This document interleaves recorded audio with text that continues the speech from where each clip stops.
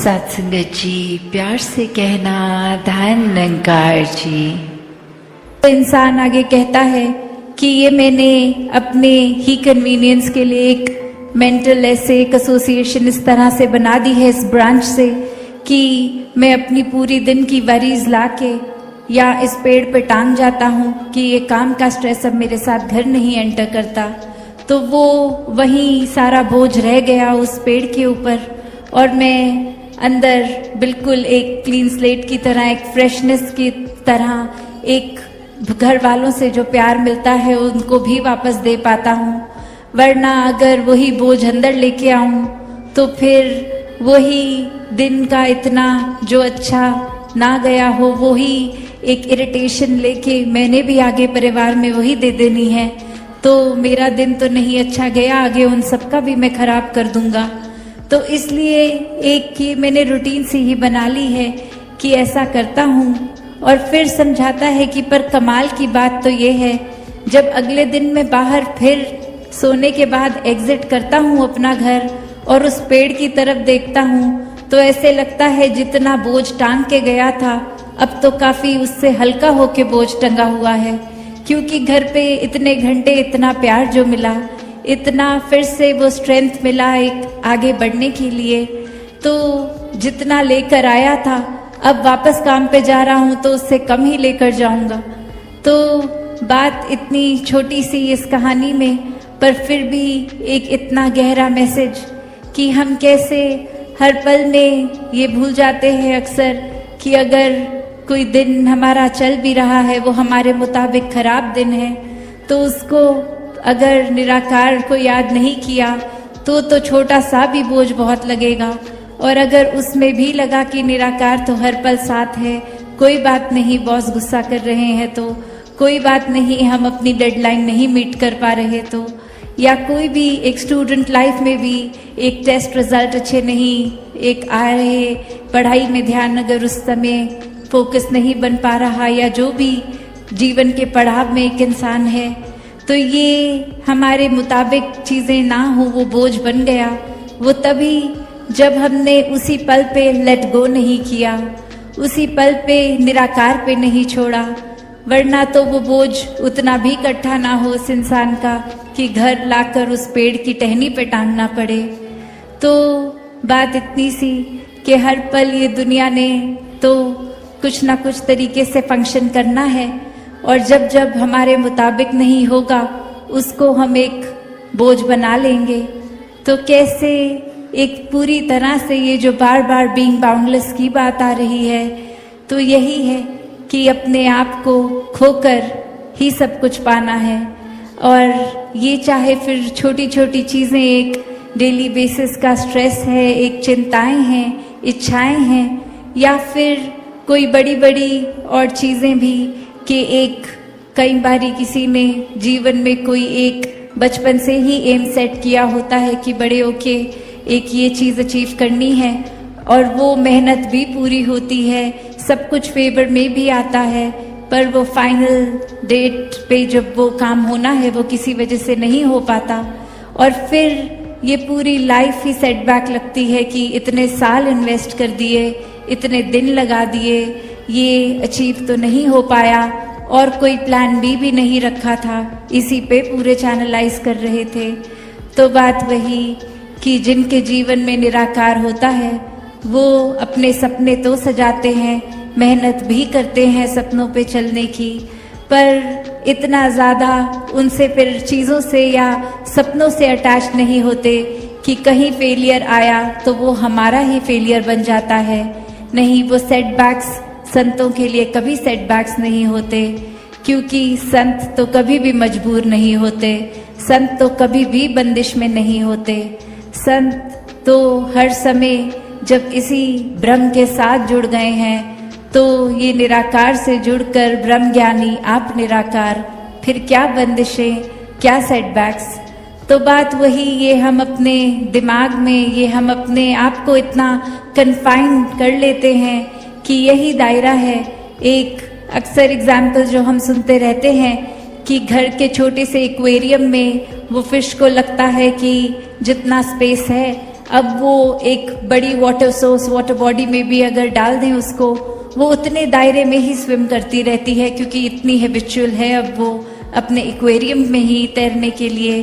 तो चाहे ये लिमिटलेस एक्सपेंस है, फिर भी हमने खुद ही खुद को कन्फाइन किया है, खुद ही एक वो भाव कि जहाँ निराकार नहीं वहाँ अहंकार आ जाता है, और एक अहंकार के साथ साथ वहाँ फिर और बुराइयां आ जाती हैं, वहाँ सोच इतनी लिमिटेड हो जाती है, एक दिल में हम किसी को एक्सेप्ट तक करने को तैयार नहीं होते, एक छोटी सी भी किसी की गलती को इतना मैग्नीफाई कर देते हैं, फिर हम कारण भी ढूंढ लेते हैं कि ये इंसान हमें अच्छा नहीं लग रहा, और कोई पूछता है क्यों, नहीं बस इनकी वाइब भी पसंद नहीं आई है।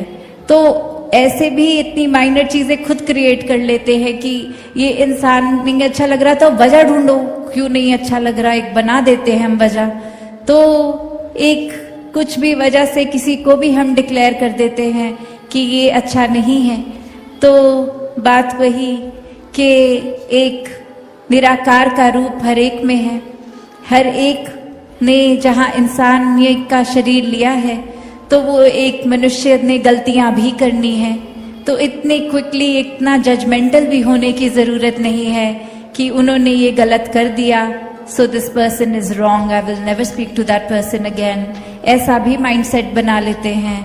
नहीं, अगर हम खुद देखें तो प्रॉब्ली वो इंसान ने तो जीवन में इतनी गलतियां नहीं करी होंगी जितनी हम एक हफ्ते में कर देते हैं। फिर तो सबसे पहले हम खुद पे ही इतना बड़ा क्रॉस लगा दें कि गलत है हम। नहीं, हम अपनी नज़रों में तो सब अपने आप को और अच्छा मानते हैं और खुद को एक श्रेष्ठ बना लेते हैं, बस दूसरे ही खराब हैं, हम तो बिल्कुल परफेक्ट हैं। हमारे हिसाब से दुनिया चले तो पता नहीं कितनी और अच्छी हो जाएगी।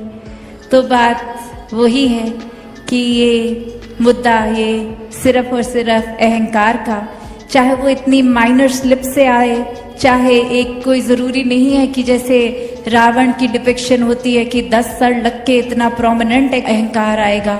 नहीं, वो छोटी छोटी अचीवमेंट्स में आ जाएगा कि आज मैंने ये टी शर्ट कितनी अच्छी आयरन करी, एक क्रीज तक नहीं रही उसमें, और मेरे घर में किसी और ने करी, they still full of creases, wow मैं तो बहुत अच्छी आयरनिंग कर देता हूँ। तो बात यही कि छोटी से छोटी चीज़ से लेके बड़ी से बड़ी चीज़ में ये हम लिमिटेड हो जाते हैं।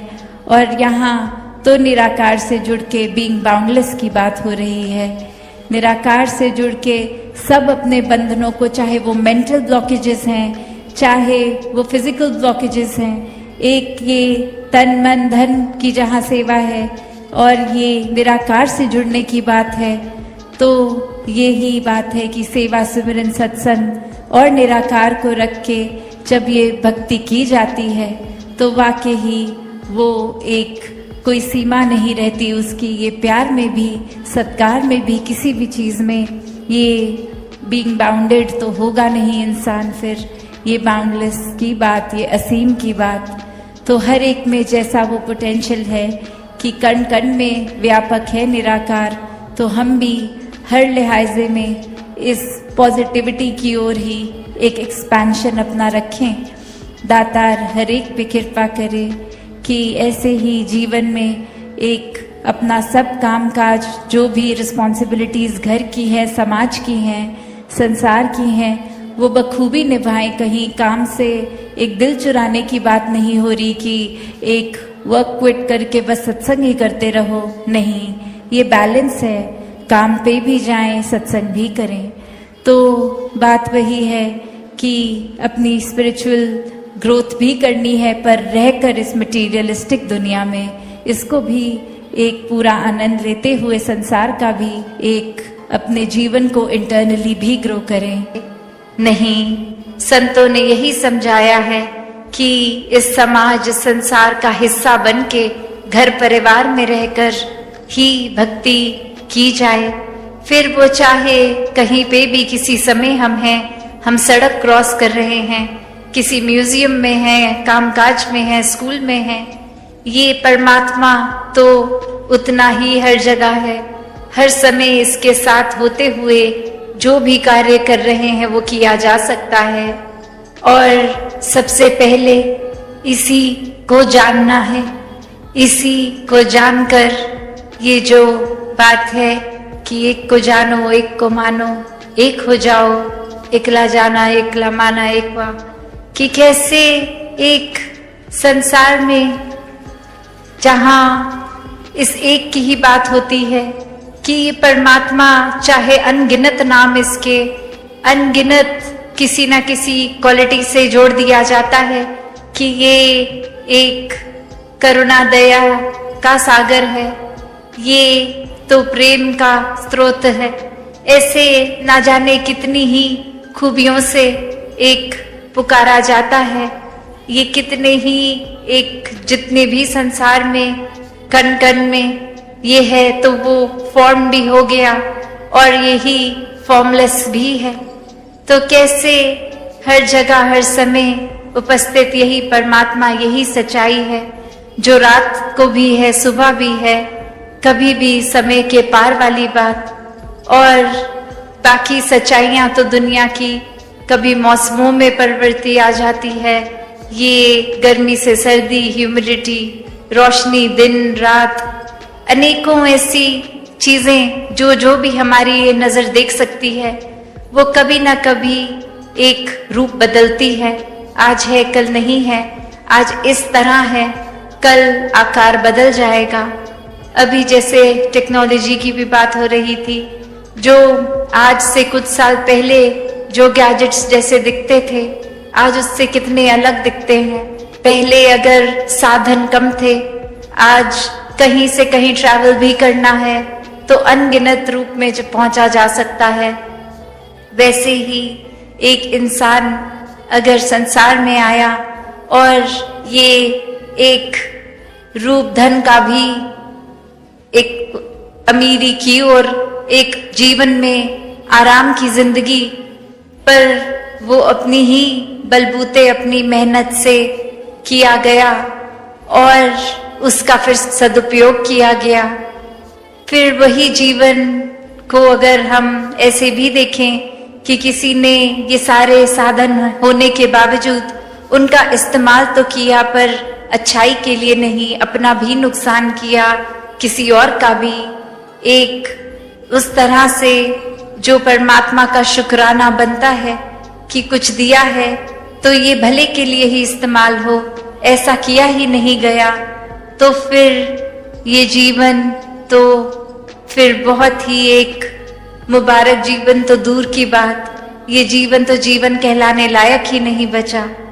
जहां एक इंसान को यही समाज में रहकर ये भरपूर अपनी सुविधाओं को जहां यूज भी करना है उस तरह ये विस्तार है, पर ये जिन्होंने परमात्मा को मन में रखा है, हर समय याद रखा है, ये वो सब चीजों का अच्छी तरह इस्तेमाल करते हुए भी फिर भी ये अपनी स्पिरिचुअलिटी को एक सबसे ऊपर रखते हैं, इस निराकार को सबसे ऊपर रखते हैं और फिर अपने जीवन में एक बंदिश का महसूस नहीं होता कि ये एक दायरा है, एक ये इतना असीम निराकार और कितने ही ये अनगिनत तरीके जिससे इस निराकार के साथ प्यार और मजबूत किया जाए, चाहे वो एक दिल से सुमिरन करके, अरदास करके, प्रार्थना करके, चाहे वो संसार में भेदभाव ना करते हुए मानवता की सेवा करके, चाहे किसी का एक किसी रूप में किसी तरह का भी कंफर्ट पहुंचा सकते हैं, दुख तकलीफ दूर कर सकते हैं, वो कार्य करके।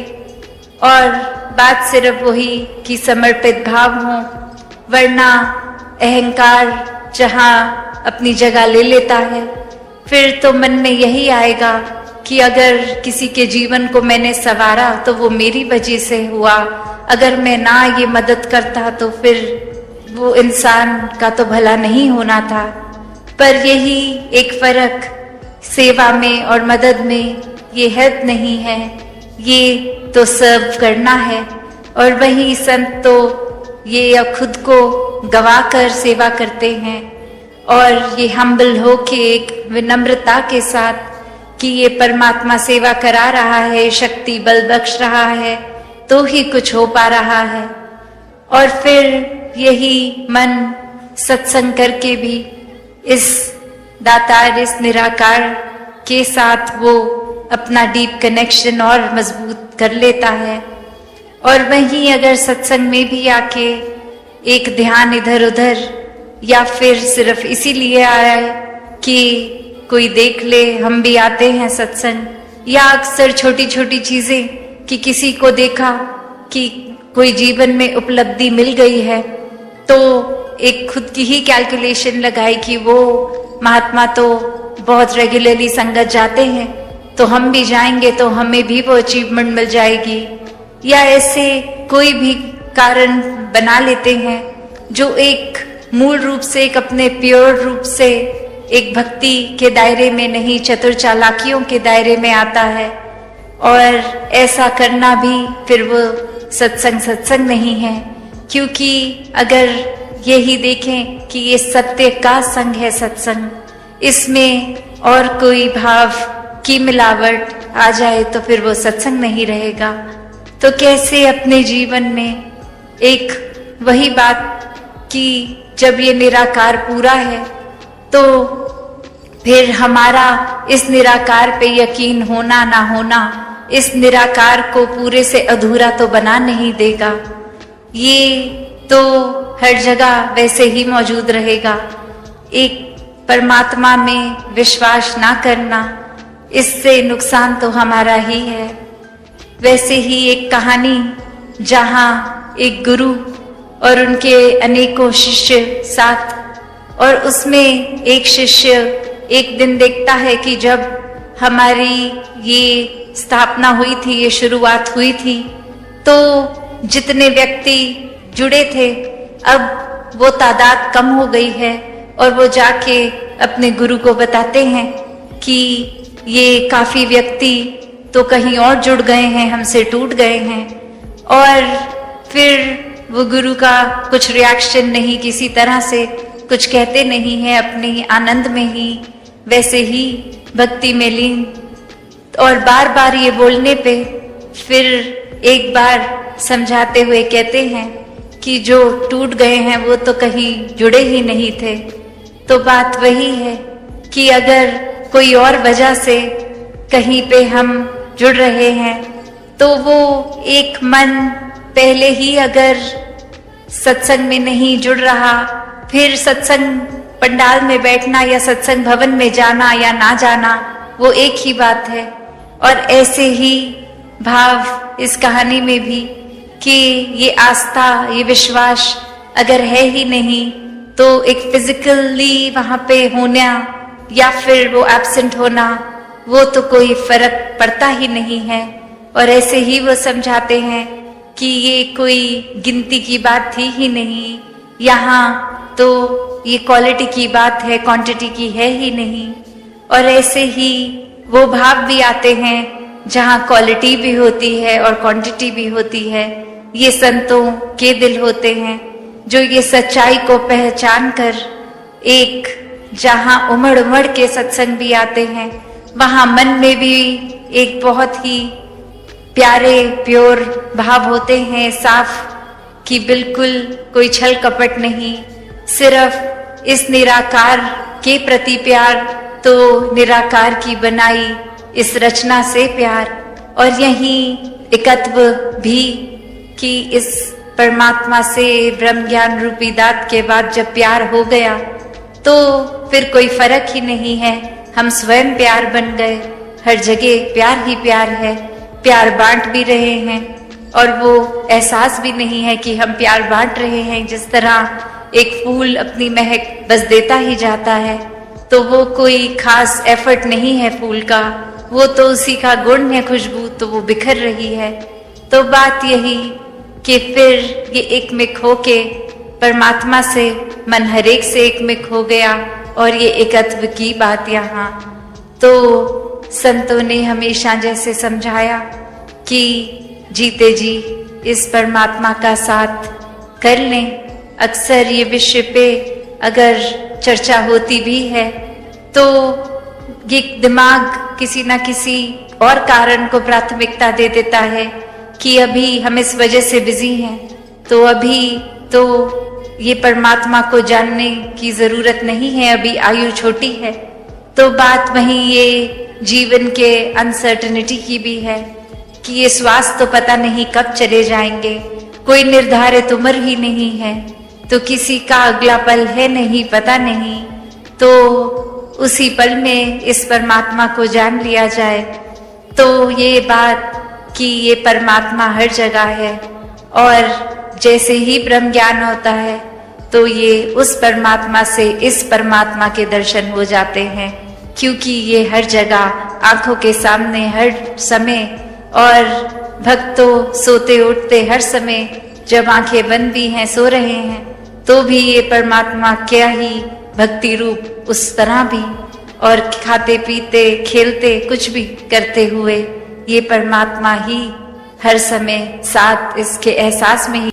साथ संगत जी, प्यार से कहना धन निरंकार की। आशा करता हूँ साथ संगत जी निरंकार प्रभु की कृपा से आप सभी अच्छे होगे, स्वस्थ होगे। साथ संगत जी, आप जी के चरणों में बहुत ही सुंदर आध्यात्मिक साखी विचार, जिसका विषय है ब्रह्म ज्ञान लेने के बाद जीवन का मकसद होता है मानवता की सेवा करना। साथ संगत जी, आशा है प्रमाण करें और ध्यान से सुने। साथ संगत जी, साथ संगत जी, सत्संग में अक्सर यह विचार आता है कि जीवन का असली उद्देश्य क्या है, हम क्यों जन्म लेते हैं, क्यों यह जीवन हमें मिला है। यह सवाल हर इंसान के मन में किसी न किसी रूप में जरूर उठता है। साथ संगत जी, ब्रह्म ज्ञान मिलने से पहले मनुष्य संसार को केवल भौतिक दृष्टि से देखता है। उसे लगता है कि जीवन का मकसद बस धन कमाना, परिवार पालना और सांसारिक इच्छाओं की पूर्ति करना है। लेकिन जब सतगुरु की कृपा से ब्रह्म ज्ञान मिलता है, जब यह पर्दा हटता है और आत्मा अपने स्रोत निरंकार को पहचान लेती है, तो इंसान का नज़रिया बदल जाता है। साथ संगत जी, उसे समझ आ जाता है कि यह जीवन केवल स्वार्थ के लिए नहीं बल्कि मानवता की सेवा के लिए है, क्योंकि ईश्वर का असली रूप प्यार और सेवा में ही झलकता है। साथ संगत जी, एक नगर में राजीव नाम का युवक रहता था। राजीव बहुत होशियार था, व्यापार में सफल था, लेकिन उसकी सोच हमेशा अपना अपना तक सीमित थी। वह गरीबों को देखकर कहता कि ये लोग मेहनत क्यों नहीं करते, मेरे पास जो कुछ है वह मेरी मेहनत से। उसके पास साधन बहुत थे लेकिन शांति नहीं थी। रात को जब वह बिस्तर पर लेटता तो मन खाली महसूस करता। उसे लगता कि कुछ है जो मैं अभी तक समझ नहीं पाया। साथ संगत जी, एक दिन नगर में सत्संग का आयोजन हुआ। राजीव वहां गया। सतगुरु ने समझाया, मनुष्य जीवन केवल खाने पीने कमाने खर्च करने के लिए नहीं बना है। इस जीवन का मूल उद्देश्य ईश्वर को जानना और मानवता की सेवा करना। जब तक इंसान निरंकार को नहीं जानता वह अधूरा है, और जब ब्रह्म ज्ञान मिल जाता है तो जीवन की दिशा बदल जाती है। साथ संगत जी, सतगुरु की कृपा से राजीव को ब्रह्म ज्ञान मिला। उसके मन का अंधेरा मिट गया। उसे अनुभव हुआ साथ संगत जी की हर प्राणी में वही एक निरंकार है। ब्रह्म ज्ञान के बाद राजीव का जीवन बदल गया। वह अब गरीबों को देखकर घृणा नहीं करता बल्कि उनकी सेवा करने लग जाता था। साथ संगत जी, और कहता था, अगर हर इंसान में वही परमात्मा है तो किसी को भूखा कैसे सोने दूं। अगर हर इंसान में वही ईश्वर है तो किसी के आंसू पोंछने से बड़ा धर्म और क्या हो सकता है। उसने अपने व्यापार से धन कमाए धन का एक हिस्सा सेवा में लगाना शुरू कर दिया। धीरे धीरे वह सेवा कार्यों में ही आनंद अनुभव करने लगा। साथ संगत जी, एक बार उसके नगर में एक महामारी फैल गई। लोग अपने अपने घरों में छिपने लगे, लेकिन राजीव ने निरंकार को याद करते हुए बीमारों की सेवा की, दवाइयाँ बांटी, खाना पहुँचाया। लोग उससे पूछते, तुम क्यों अपनी जान खतरे में डाल रहे हो? तो वह मुस्कुराकर कहता, मेरा जीवन सिर्फ मेरा जीवन नहीं रहा, यह जीवन तो निरंकार का है और इसका मकसद है सेवा करना। सत्संग जी धीरे धीरे नगर की और लोग भी उसकी प्रेरणा से सेवा में जुड़ने लगे। राजीव का जीवन हर एक किसी के लिए मिसाल बन गया था। लोग कहते पहले यह केवल अपने लिए जीता था, लेकिन ब्रह्म ज्ञान मिलने के बाद इसने समझा कि असली सुख तो सेवा में है। राजीव को अब सच्ची शांति मिली। जहाँ पहले लाखों का धन होते हुए भी चैन नहीं था, वहीं अब दूसरों के आंसू पोंछते हुए दूसरों को मुस्कुराते देखकर उसे आनंद की अनुभूति होने लगी। उसकी साकी सत्संग जी यह समझाती है कि ब्रह्म ज्ञान से जीवन का असली उद्देश्य स्पष्ट होता है, और वह है मानवता की सेवा। सत्संग जी, जब तक इंसान ब्रह्म ज्ञान से अज्ञानी है तब तक जीवन स्वार्थ में उलझा रहता है, लेकिन जब ब्रह्म ज्ञान का प्रकाश मिलता है तो सेवा जीवन का स्वभाव बन जाती है। सतगुरु हमें यही सिखाते हैं कि सेवा ही सच्चा धर्म है, सेवा ही सच्ची पूजा है और सेवा ही जीवन का मकसद है। सत्संग जी, सत्संग जी, एक गांव में दयाल सिंह नाम का एक व्यक्ति रहता था। वह खेती बाड़ी करता और अपने परिवार का पालन पोषण करता था।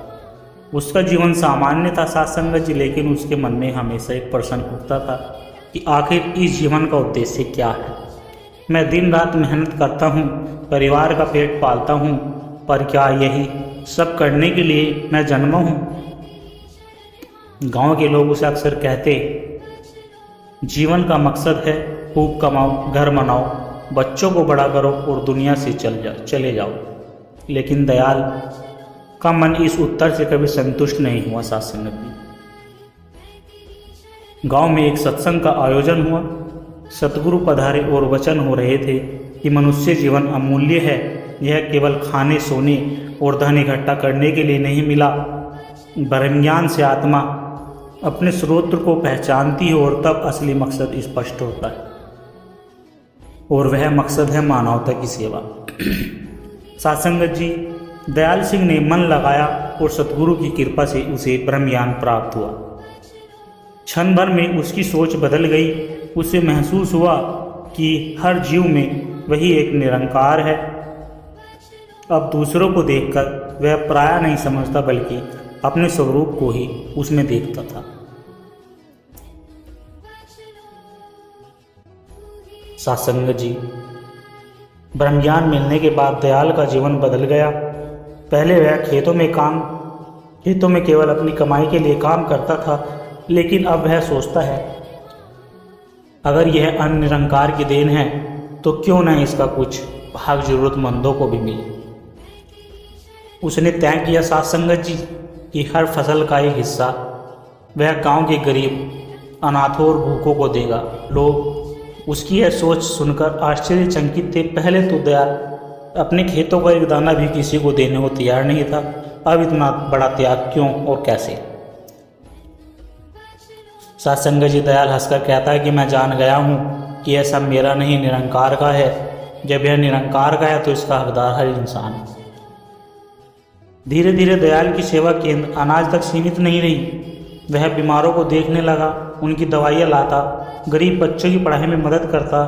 गांव में जब भी कोई मुश्किल आती, वह सबसे पहले सेवा के लिए खड़ा होता। सत्संग जी, एक बार गांव में बाढ़ आ गई, कई घर ढह गए, लोग भूखे प्यासे हो गए। दयाल ने अपने घर के दरवाजे सबके लिए खोल दिए। जो भी भूखा आता वह खाना खिलाता। लोगों को कहता, तुम क्यों दूसरों के लिए इतना कर रहे हो? लोगों ने कहा कि तुम क्यों दूसरों के लिए इतना कर रहे हो? तुम्हारे पास तो खुद भी सीमित साधन है। सत्संग जी, दयाल ने उत्तर दिया, जब मैंने ब्रह्म ज्ञान पाया तब मुझे समझ आया कि असली पूजा ईश्वर की नहीं बल्कि उसकी रचना की सेवा है। अगर मैं भूखे को रोटी नहीं दे सकता तो निरंकार से प्रेम का दावा झूठा है। सत्संग जी, गांव के लोग अब दयाल सिंह को एक आदर्श मानने लगे। उनकी सेवा देखकर कई लोग सत्संग से जुड़े। धीरे धीरे पूरे गांव का माहौल बदल गया। जहां पहले स्वार्थ और ईर्ष्या थी, वहां अब सहयोग और भाईचारा बढ़ने लगा। लोग कहते, सब दयाल की वजह से हुआ है। ब्रह्म ज्ञान ने इसे बदल दिया है और इसने पूरे गांव को बदल दिया है। सत्संगत जी, एक बार एक यात्री गांव में आया। उसने दयाल से पूछा, तुम्हारी उम्र अब ढल रही है, क्या तुमने जीवन का लक्ष्य पा लिया? तो सत्संगत जी दयाल ने मुस्कुरा कर कहा कि हाँ, ब्रह्म ज्ञान ने मेरी आंखें खोल दी। अब मैं जानता हूँ कि जीवन का लक्ष्य कोई ऊंचा पद, धन या प्रसिद्धि नहीं, जीवन का सच्चा मकसद है मानवता की सेवा। यही सेवा आत्मा को तृप्त करती है, यही सेवा परमात्मा को प्रिय है। सत्संगत जी, वर्षों बाद जब दयाल का देहांत हुआ तो पूरा गांव शोक में था। लोग कहते थे कि आज हमने अपने गांव का एक सच्चा सेवक खो दिया। इसने हमें सिखाया कि ब्रह्म ज्ञान लेने के बाद जीवन का असली मकसद केवल सेवा है। सत्संगत जी, ऐसा कि हमें ये प्रेरणा देती है कि ब्रह्म ज्ञान से मनुष्य का दृष्टिकोण बदल जाता है। अब वह मैं और मेरा से ऊपर उठकर हम सब की सोच अपनाता है और तब वह समझता है कि असली धर्म मानवता की सेवा है। सत्संगत जी, एक नगर में हरिनाथ नाम का व्यापारी था। उसका जीवन आराम और धन से भरा हुआ, परंतु मन बेचैन था। लाखों का मालिक होते हुए भी उसे चैन की नींद नहीं आती थी। एक दिन नगर में सत्संग हुआ। सद्गुरु ने वचन किया कि धन, पद, मान, सम्मान ये सब अस्थायी है। ब्रह्म ज्ञान से मनुष्य समझता है कि असली सुख सेवा में है। जब तुम दूसरों के लिए जीते हो तभी ईश्वर तुम्हारे भीतर मुस्कुराता है। हरिनाथ को परम ज्ञान प्राप्त हुआ। सत्संगत जी, उसके जीवन की दिशा बदल गई। अब वह सोचने लगे कि अगर हर प्राणी में वही निरंकार है तो मैं दूसरों से पराया व्यवहार कैसे कर सकता हूँ। सत्संगत जी, उसके जीवन की दिशा बदल गई। अब वह सोचने लगा, उसके जीवन की दिशा बदल गई। अब वह सोचने लगे कि हर प्राणी में वही निरंकार है तो मैं दूसरों से पराया व्यवहार कैसे कर सकता हूँ। धीरे धीरे उसने अपनी आदतें बदल ली। सत्संग जी, जहाँ पहले वह सिर्फ लाभ देखता था वहाँ वह जरूरतमंदों की मदद करने लगा।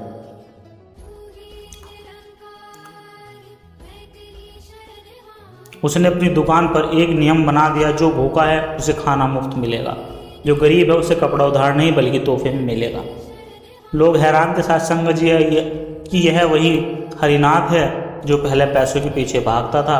हरिनाथ कहता, पहले मैं अज्ञानी था, मुझे पता चल गया कि धन का असली उपयोग है सेवा। सेवा से ही आत्मा को शांति मिलती है। कुछ ही वर्षों में उसका पूरा नगर सेवा भाव से जगमगाने लगा। लोग कहते कि हरिनाथ ने हमें दिखाया कि ब्रह्म ज्ञान मिलने के बाद जीवन का मकसद केवल सेवा है। सत्संगत जी, सेवा ही असली पूजा है। दूसरों के आंसू पोंछना ही भगवान की आरती है। भूखों को रोटी खिलाना ही सच्चा भजन है। सत्संगत जी, एक छोटे से गांव में मोहन नाम का युवक रहता था। वह पढ़ा लिखा नहीं था लेकिन मेहनती और सीधा साधा था। उसका जीवन केवल रोजगार कमाने और परिवार चलाने तक सीमित था। एक दिन गांव में सत्संग हुआ। सद्गुरु ने अपने वचनों में कहा कि मनुष्य जीवन परमात्मा की अमानत है।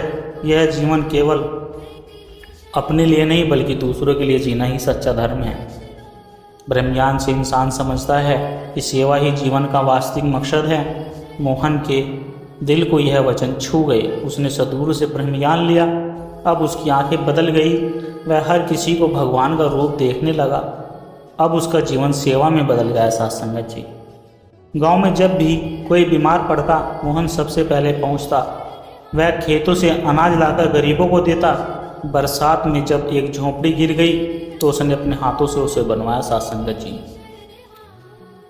गांव के लोग कहते कि मोहन में कोई दिव्य शक्ति है। यह हमेशा दूसरों के लिए तैयार रहता है। मोहन हंसकर कहता है कि यह मेरी शक्ति नहीं, यह तो गुरु की शिक्षा और ब्रह्म ज्ञान की रोशनी। गुरु ने मुझे सिखाया कि असली इंसान में ही है जो सेवा में जीता है। सत्संगत जी, धीरे धीरे पूरा गांव उसकी सेवा भावना से प्रेरित हुआ। लोग झगड़े भूल गए, दूसरों की मदद करने लगे। गांव का नाम ही सेवाग्राम पड़ गया। सत्संगत जी, ब्रह्म ज्ञान से जीवन बदलता है, सेवा से आत्मा तृप्त होती है। गुरु की शिक्षा में स्वार्थ से निकालकर परमार्थ की राह पर ले जाती है। सत्संगत जी, आशा करता हूँ दास के द्वारा कही गई प्रेरणादायक कहानी विचार आप जी को अच्छे लगे होंगे। तो वीडियो को लाइक करें, शेयर करें, कमेंट बॉक्स में धन्य निरंकार जी लिखकर अपने विचार साझा जरूर करो और दास के चैनल को सब्सक्राइब जरूर करें। और साथ संगत जी दास को आशीर्वाद दे हर रोज आप जी के चरणों में ऐसे ही सुंदर सुंदर साखी विचार लेकर आता रहूँ। साथ संगत जी प्यार से कहना धन्य निरंकार जी।